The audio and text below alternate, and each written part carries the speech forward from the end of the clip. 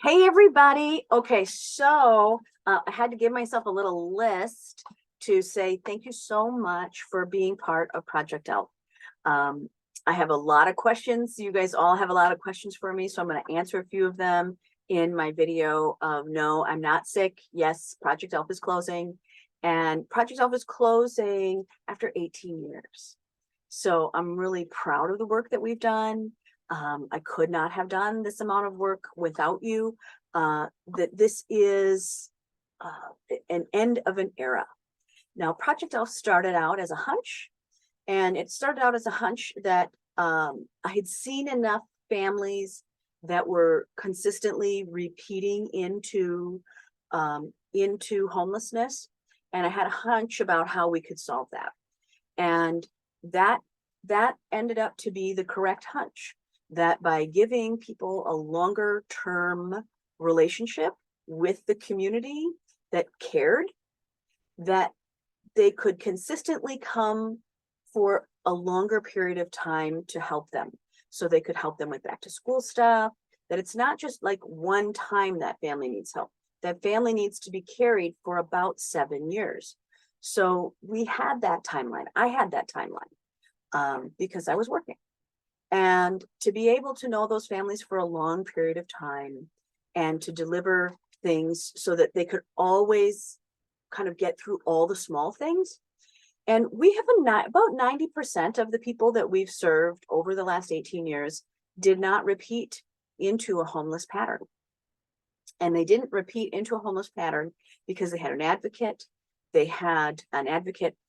All of our families that came from Head Start had an advocate. They had someone that was paid by another agency that could help them. They had a phone call. They had a person that they could call to go, oh my gosh, I need this or I need that. And then I built a community, which is you.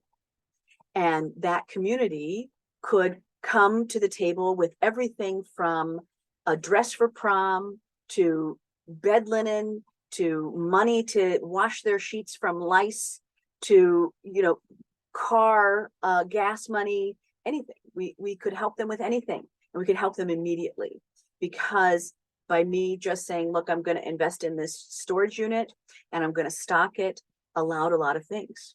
So in 18 years, we've built relationships with 12 other nonprofits that are actively utilizing that space.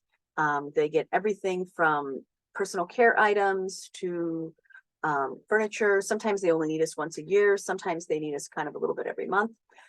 So like the encampments kind of need us a lot. But it was an amazing tool.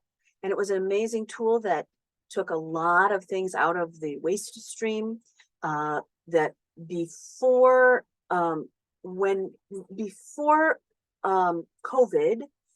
we really ran through a lot more stuff. Since COVID, we've really slowed down. But prior to COVID, our numbers were 9 tons. So that's 18,000 pounds of goods that would be moved through there. So jeans and all of that. I mean, we went through a lot of clothes because we were a primary source every 14 days for the shelters. So, and kids grow. And we really focused on families that had children. The 12 nonprofits that we have worked with are going to miss you and I a lot. And they're going to miss us because of what we offered. And that means that I could just drop off a backpack at somebody's office and they would have it there. So that they could have items at their desk to say, oh, do you need this, right? That they could give things right away, that we could have clothing at the door of at a low income daycare center, or we could have it at an advocate's desk, that we could give them 30 winter coats to give directly to a family. There were a lot of things that we did as a group, that we have other families that we grew over that time that are now, that they had enough support for a long enough time period that they could grow up and be themselves. And these are other people who are interested in helping their communities. And I'm really proud of that. I'm proud of actually what we all built, but it was a hunch. And it was a hunch that said there's a better way. And that hunch has been proven. that we really cut down the recidivism rate. We really had a lot of people have great outfits to go get a job in, that they had support to, you know, just get a new pot and a pan and kitchen supplies, or we could drop Christmas at their door. There's a lot of things that we did, and I'm very proud of that. What we have to do next is I've got to clean out that storage unit. Yes, I need help. Yes, yes, yes. So we are going to spend the next 2 weeks. I am spending the next 2 weeks meeting with those people so that they can take out whatever we have that can be useful to them. So that will tidy up a lot of things. We still, normally we service 65 people in one giant give. At Christmas, we're going to pare it down to about 20 this year. So I will kind of go through the unit and see what other 20 families, 20 individuals that we can do. The other thing about a project for Project ELF is that we didn't have to have rules around who was poor enough. So we really got to help people that were coming out of areas that didn't have, they didn't have a distinct line of what they were, who could help them. So people who had adults, single adults that had mental health issues, we could help. We could help children who are now adults who have come out of the system and they're getting their first apartment, so we could get all their stuff for their first apartment. That stuff is still fun, and those partners are still in need. So as we have things, I'll leave the Facebook page up. So if there is a need out there that that our other families need, I'll just post it and you can help them directly. You can help them directly. I just won't drag it across town anymore.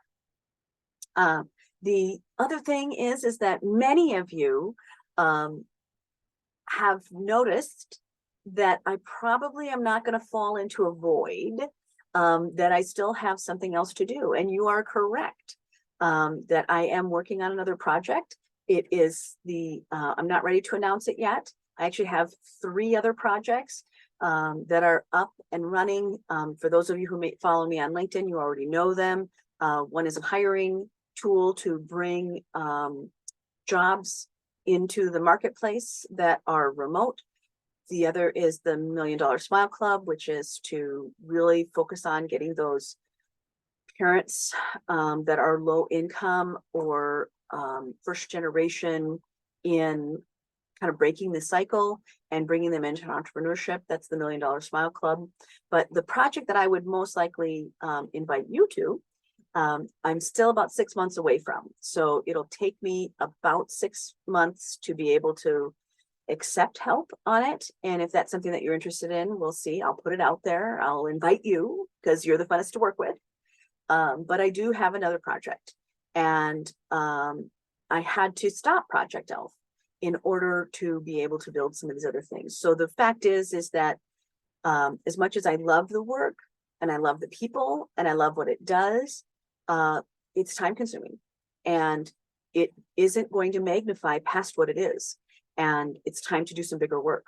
And that bigger work that I'm working on can really make a larger impact than what we did. And it's hard to make a bigger impact, almost, but it'll make a larger impact because it's a business model that can do more.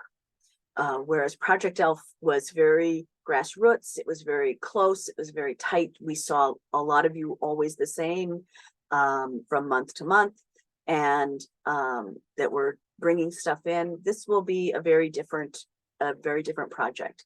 So it'll take me 18 months to build the next one, but in 6 months, I'll be ready to take help.